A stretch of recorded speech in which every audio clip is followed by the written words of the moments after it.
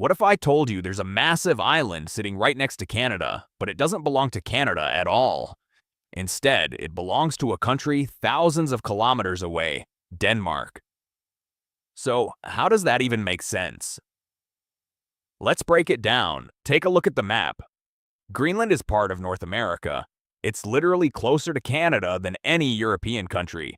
In fact, at some points, it's only about 20 kilometers away from Canadian territory, so naturally you'd think, okay, this must be part of Canada. But geopolitics doesn't always follow geography, and this is one of the best examples of that. To understand this, we have to go back over 1,000 years. Around the year 980, Vikings from Scandinavia, led by Eric the Red, arrived and settled in Greenland. These settlers came from Norway and Iceland, not from North America. So from the very beginning, Greenland was culturally and politically tied to Europe, not Canada. Even though indigenous Inuit people were already living there, European control came from the Scandinavian world.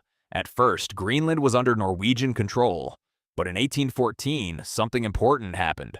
After a series of wars in Europe, Norway was separated from Denmark. But Denmark kept control of Greenland, Iceland, and the Faroe Islands.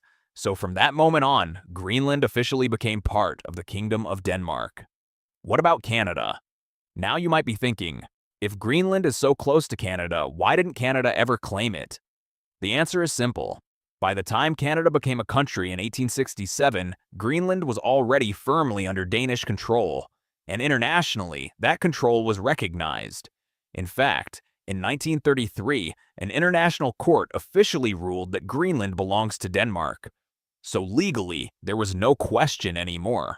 Today, Greenland is not just a distant territory. It actually has self-rule. That means it controls its own government, education, natural resources. But Denmark still handles defense foreign policy. So Greenland is part of Denmark, but also has a high level of independence. Why Greenland matters today. Greenland isn't just a random island. It's incredibly important for global politics. Why?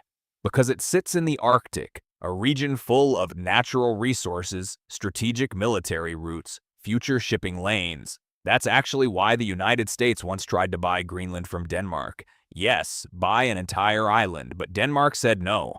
So here's the key idea. Countries aren't defined just by geography. They're shaped by history, culture, and politics. Greenland may look like it belongs to Canada, but its past connects it to Europe, and that's why it belongs to Denmark. So next time you look at a map, remember, what you see isn't always the full story. Sometimes the real answer is hidden in history. Subscribe for more geography facts that will change how you see the world.